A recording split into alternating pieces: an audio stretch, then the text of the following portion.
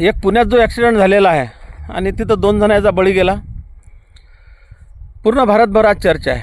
आणि महिन्या 2 महिन्यात काही ना काही काहीतरी प्रकार असतेच, पूर्ण देशात कोणती चर्चा होतेच, क्राईम होतातच.